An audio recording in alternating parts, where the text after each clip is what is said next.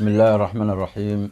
الحمد لله رب العالمين، والصلاة والسلام على رسول الله وعلى آله وأصحابه ومن دعا بدعوته واستمسك بسنته وسار على نهجه إلى يوم الدين. اللهم أخرجنا من ظلمات الوهم وأكرمنا بنور الفهم وافتح علينا بمعرفة العلم واحسن أخلاقنا بالحلم وسهل لنا أبواب فضلك وانشر علينا من خزائن رحمتك يا أرحم الراحمين. أعوذ بالله من الشيطان الرجيم. بسم الله الرحمن الرحيم. ألم نشرح لك صدرك ووضعنا عنك وزرك الذي أنقض ظهرك. casharadeenii hore ayaan sii wadanaynaa oo hore u soo socday, marka suuratu sharx ayaa halkan ka gelaynaa. waa suurad maki ah, aayadaheeduna waa 8 aayadood. suuratu duxaadii aan soo dhaafnay ayay gadaasheeda soo degtay, marka iyaduna waxay ka mid tahay nicmooyinkii maaragtay ilaahay uu sheegay nebiga caleyhi salaatu wasalaam weynaayo suuradii hore looga soo waramay, ayaa nicmooyin kale haddana loo sii wadaa nebiga caleyhi salaatu wasalaam. ilaah wuxuu yiri marka bismi illaahi araxmaan araxiim, magaca ilaahay baan ku bilaabaynaa, allaha naxariista caamka iyo midda khaaska naxariista. allah wuxuu yiri alam nashrax miyaanan sharxinin, alam nashrax miyaanan sharxin laka adiga sadraka xabadkaaga miyaanan kuu sharxin ali. marka kuu sharxin waxaa laga wadaa miyaanan kuu waasicin. alam nuwasic sadraka miyaanan kuu waasicin, oo maaragtay aanan kuu waasicin waxa aanu dhex dhignay oo hanuun ah, aqoon ah, iimaan ah, macrifo iyo garaad ah, fadaa'il iyo culum iyo xikam laga buuxiyey, miyaanan kugu waasicin waay qalbigaaga, sadrigaaga sidaasaan kugu waasicinay waay. marka iyo fududaynta loo fududeeyey talaqiga uu waxyiga ilaahay la kulmayo, oo maaragtay uusan wax dhibaataa uusan kala kulmaynin marka sharxigu mar hadduu qalbiga iyo sadriga iyo ku saabsan yahay, macnihiisu waa basti oo maaragtay yani nuurka ilaahiga ah iyo sakiino iyo la siiyo xasilooni xagga ilaahay ah weeyaan. marka istifaamkuna waa taqriir weeyaan, jed taqriir weeye. macnaha waxa weeyaan qad sharaxnaa laka sadraka ayaa macnuhu isku imaanaya. waa kuu waasicinay, muxuu ahaaye xabadkaaga waa kuu waasicinay rasuulka ilaahayo. wawadacnaa waanu dejinay canka xaggaagana wisraka culayskaagiina waa kaa dejinay waay.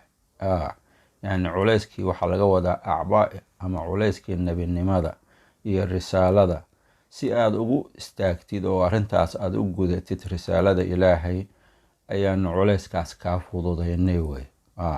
wawadacnaa waxaan kaa dejinay canka xaggaaga wisraka culayskaagii, yani maa afqala dahrak wixii culusayey duudkaaga oo maaragtay min acbaa'i nubuwati warisaalati ah ayaanu kuu fududaynay. alladii kaasoo wisrigaas ama hiqalkaas culayskaasoo anqada ka dhawaajiya dahraka duudkaaga dhawaajiyey. anqada dahrak yacni anqada waxaa laga wada afqala dahraka, yacni duudkaaga cusleeyey culays, yacni wixii markii la saaro oo culayskii la saaro oo culayskaas marka waa sawdkaa khafiga kasoo baxaya, yacni raxalka ratiga la saaro marka culayskaa darti kasoo baxayaa le, yacni waxa weye min shiddati alxamligaas ayuu kasoo baxayaa. marka waxaa loo jeedaa yacni waa ku ilaalina waa nebiga caleyhi salaatu wasalaam, dunuubtii aan kaa ilaalina, waxaan kaa tahirnay adnaasii oo dhan waay, oo maaragtay duudkaaga cuslay lahayd haddayba dhacdo waay. haddayba dhacdo waa mubaalaqa lagu xeel dheeraanayo in aan dunuubba uusan ka dhacaynin ama dembiba uusan nebiga caleyhi salaatu wasalaam uusan ka dhacaynin, marka waaba lagaa cuslay, waa lagaa qaadaa leh, waxaasoo dhanba waa laga qaaday. yacni culayskaasu maba dhacayaba, oo dembigaasu nebiga caleyhi salaatu wasalaam dee kaba dhici maayo. wawadacnaa waan dejinay miyaanan dejina waa yacni canka xaggaaga wisraka culayskaagii, alladii kaasoo anqada ka dhawaajiyey ama cusleeye dahraka duudkaaga. warafacnaa miyaanan koryeelin waay, waan koryeelnay waay, laka adiga dikraka xuskaaga, yacni xuskaagiina waan koryeelnay oo markastoo maaragtay magaca la sheego, yacni magaca ilaahay magaca nebigana waa la xusayaa maarata. oo qof kastoo mu'mina ayaa maaragtay fii mashaariqi alardi wa maqaaribiha waxa weeyaan magaca ilaahay markuu sheeg towxiidka iyo aadaankii iyo iqaamadii iyo ataxiyaadkii tashahudka marka lagu jiro iyo khudbooyinka iyo waxaasoo dhan waxa weeyaan nabiga caleyhi salaatu wasalaam qof kastoo mu'mina waa ku qasban yahay inuu xusoo sheego nabiga caleyhi salaatu wasalaam. kadaalika waxa weeyaan ilaahay wuxuu yeelay daacada ilaahay wuxuu ka dhigay daacada nebiga mid ku xiran sala allahu calayhi wasalam, oo mu'miniintiina wuxuu amray inay ku saliyaan nabiga caleyhi salaatu wasalaam meelo badan. marka warafacnaa miyaan waa koryeelnay waay, laka adiga waxaan kuu koryeelnay dikraka xuskaagaan koryeelnay waay. fa ina maca alcusri baa li marka cusriga macnaa culayska micigiisa waxaa ah yusran fudayd baa a waay, yacni waxaan ku siinay oo fadaa'il ah oo wanaag ah, yacni ha quusanaa la leeyahay, oo min fadli illaahi ha ka quusanin maxaa yeelay bacda shidda waxaa imaanaya shiddadan aad ku jirto oo mushrikiinta iyo dacwada aada wado, yusri weyn baa imaan doona, faraj waasica imaan doona, dacwadana guulaysa doonta. marka waxaasoo dhan waa ka gudbaysaa, marka waa loogu bishaareynayaa nabiga caleyhi salaatu wasalaam. fa ina maca alcusri culayska micigiisa waxaa ahaaday yusran ayaa ahaaday waay yani fa ina yusran maca alcusri macnaha waa inada khabarkeediia lasoo hormariyey. marka ina maca alcusri buu yihi ilaahay culayskii micigiisa waxaa yusran yani fudayd waaye, yani ina maca dalika alcusri yusran aakhara, macnaha waa yusrigaas waa laba gooru soo noqday, waa laba yusri waaye, macnaa culayskaa laba yusri ayuu u dhexeeyaa, mana ka qaalib noqonaya sidaas oo kale maarata. ilaahi wuxuu yihi marka fa idaa faraqta markaad dhammaydo oo ka dhammaato daacadii aad ka dhammaato, yani nicmooyinkaa lasoo tiriyey oo nabiga caleyhi salaatu wasalaam markii lasoo sheegay ayaa waxaa la shukrigii haddana la yidhi.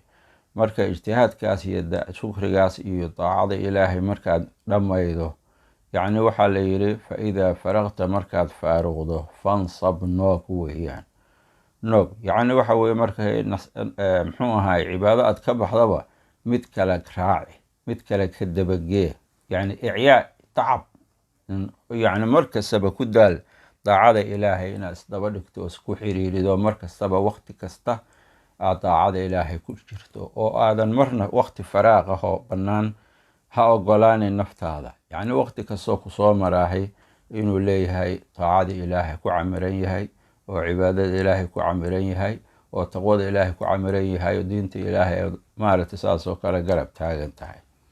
wa ilaa rabbika rabbiga intii kaana farqab raqbe, yacni jiri waaye, rabbigaa doon waaye, yacni amalkaaga iyo baryahaaga iyo maaragtay rajadaada oo dhan waxa weeyaan xagga ilaahay subxaanahu watacaala, laa ilaa gayrihi maya, gayrkiis waxba ha ka rajeynin waaye. ilaahay isagaa wax kasta awooda, isagaa wax kasta kuwa qaban karaya, isagaa mataqaana wax kasta aakhiradaada iyo adduunkaaga isaga gacantiisa ku jirtaa.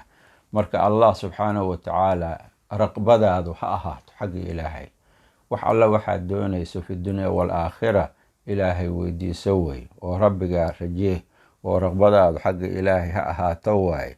yacni waxa weeyaan ilaahay wax weydiiso allah subxaanahu watacaala, taas weydiiso ducadii iyo baryihii iyo waxa weeyaan ilaahay la weydiisto, oo allah keliya lagu keli yeelo, oo qofku uu ogaado ilaahay mooyaane cid kale wax kuu qaban kartaahay oo min almakhluuqaati inaanan jirinin, mahmaa kaanat haadihi almakhluuqaat, meeshay doontaba ama wixii kastaba ha lagu sheego, ilaahay baa wax kasta kuu haya. marka rabbigaa raqbeyaa leeyahy, daacadana ha ka noogin, oo cibaadada markaad mid ka faaruqdaba midda kale daba dhig, oo sidaasay isu daba joogaan daacadaadu, raqbadaaduna xagga ilaahay ahaato, allah kaliya wax weydiiso, ilaahay wax ka sug, asaga maaragtay subxaanahu watacaala gacantiisa asagay buuxdaay